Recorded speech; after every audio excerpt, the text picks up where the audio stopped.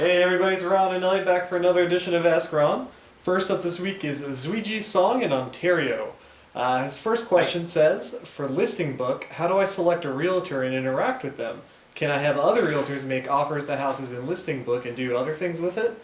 Well, first of all, I don't even know if you have listing book in Ontario. That's the first thing you want to check.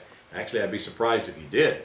But I am sure that your realtor has a similar version of it, which is nothing more than a daily feed into your inbox of houses that have just been listed that are bank owned or all cash deals, or usually bank owned.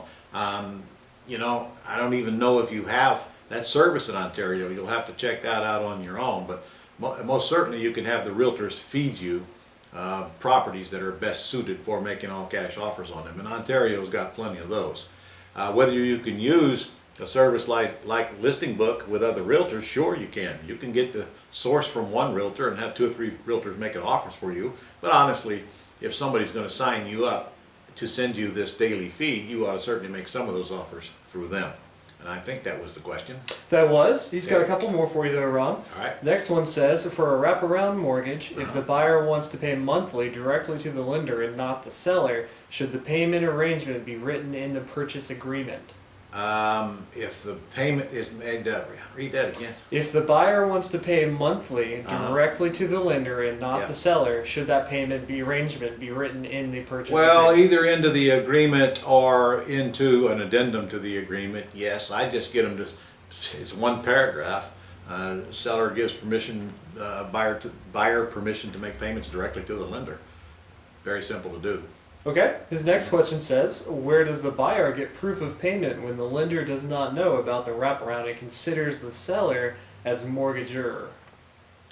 Where does the buyer get proof of payment when the lender does not know about the wraparound? Correct. The person receiving the payments from the buyer is the one that is responsible for proving that those payments have been received, which means you will have to produce bank deposit slips showing the deposits are made when that buyer goes and wants to qualify for a new loan. So you should know that. Make sure you always have a track record you can prove those payments were received. They will definitely want to see them.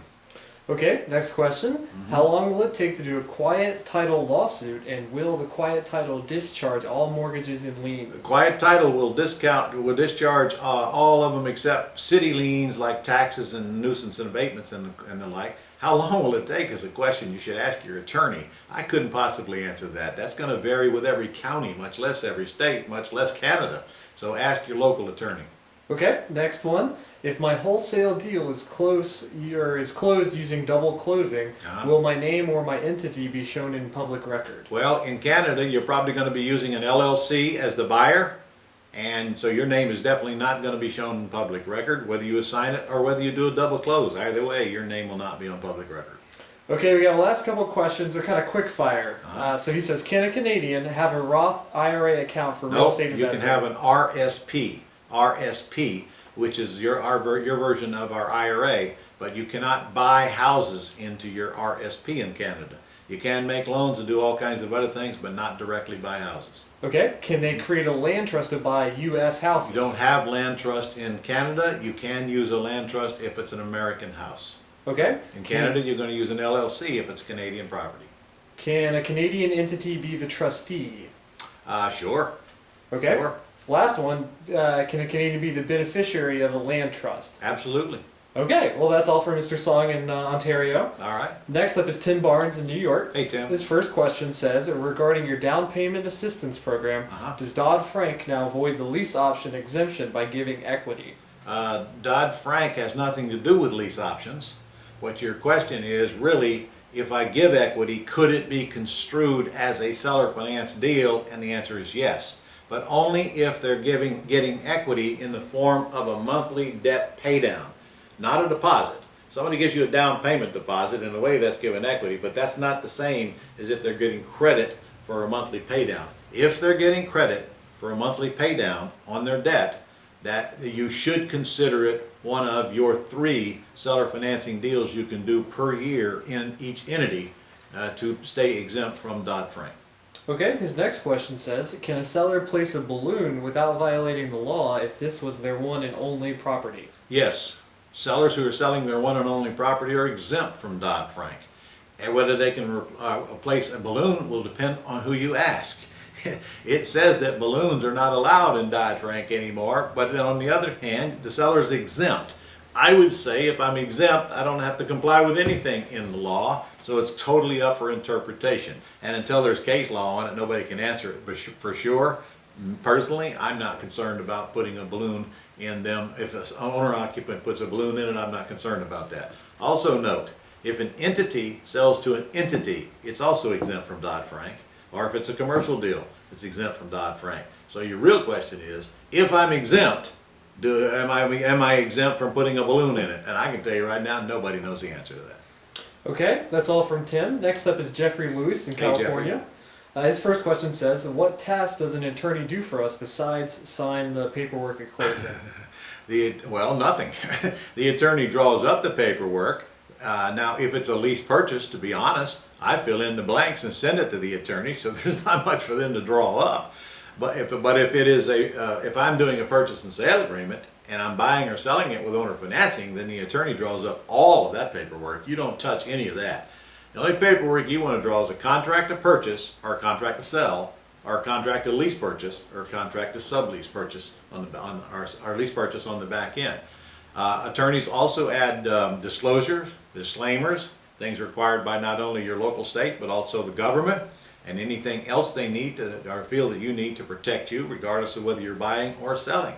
So an attorney provides a big function for you. Plus, the attorney sits with the buyer in front of them, explains everything, discloses everything, and gets it to sign them in front of them. So it's all done professionally, legitimately. Buyer doesn't have buyer's remorse because of that. And same thing with sellers. When I'm buying from sellers, the seller knows there's a professional involved. Everybody feels better about the deal. And even better yet, if you ever did have a problem later on, if you had legal representation at the time you did the deal, the chances of you having a back end problem are remote compared to the gigantic chances if you do not have attorney involved.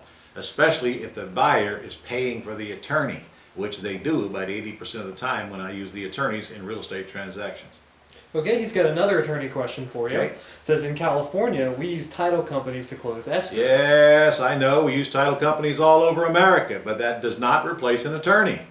And in fact, some states, you cannot use a title company to close a deal unless you buy title insurance. Okay, title insurance costs more than the attorney cost. And when I'm taking over somebody's debt or buying with owner financing and I have no risk, I don't need title insurance. Why do I want to pay $1,000, $2,000 for title insurance when I don't have anything to lose and nothing at risk? Don't forget that. I have no risk, I don't need no title insurance. If I'm paying all cash, however, then I want a title policy. But still, I want an attorney representing me, buying and selling, especially if I have any ongoing relationship with the seller or the buyer. I'm less concerned about all cash deals, but all other deals, please have an attorney involved. Yes, even in California or anyplace else. Now, it's okay if you use an attorney that works for a title company, as long as that attorney is representing you in the case, not the title company. Okay, that's all from Jeffrey, but we also have Marianne Nunez from California. Oh, we couldn't do one without Marianne. She's got a little bit of a deal for you, Ron. Okay, Marianne. It says the purchase price was $154,000 with $30,000 down. Her payments are $785 PITI. Okay. Mario is $116,000, and the comps are for $190,000. So renters are currently in the house paying $1,245 for rent, and they want to release for several more years coming in January. Can you recommend a down payment, purchase price, and payment for them? No, I don't know enough about it, Marianne, but I can tell you right now, you'd have never got me to put up a $30,000 down payment in the first place. That's a lot of cash left in that property.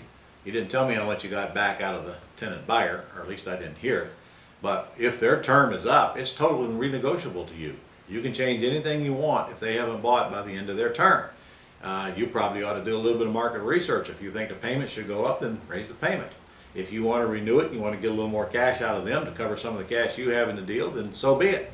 They either come up with more cash or they make arrangements to move. These are all choices you have to make. I can't recommend them to you. It's case by case, deal by deal.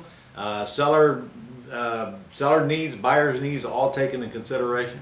Is the house good and marketable? Would you worry about refilling it if the tenant did move out? Is it in good condition? Has the tenant put up substantial amount of money? Do you feel like the tenant is getting close to cashing you out if that is your end goal? I don't have enough to work with. So you're going to have to make that decision on your own. Sorry, I'd love to make it for you, but I don't know enough. Okay, she's also got a Dodd-Frank question for you, and stop me if you answer this already. Dodd-Frank only applies to seller financing, so if it's any other question than that, the answer is no. So it does have seller finance in it. It says, right. would I be allowed to owner finance my other 2 properties in Oklahoma in the same year, or can I only do 1 seller finance deal per year? 3 seller financing deals per entity. 3 per year per entity. That's all you need to remember. Now, if there's different entities in Oklahoma that own the properties, then you don't need to worry about it. For example, if you own 2 properties in Oklahoma and each one of them are in a land trust, that's 2 different entities as far as I'm concerned. So you don't need to worry about that. You're okay. Okay, that's all from Marianne. All right. Next up is Dwayne Johnson in New Jersey. Dwayne Johnson. One rock. question, bring it home. If you don't have comps within a year, should you move on from a potential deal? No. If you don't have comps within a year, then you might want to just, hey, I think you should look for some different comps, maybe on some different sites.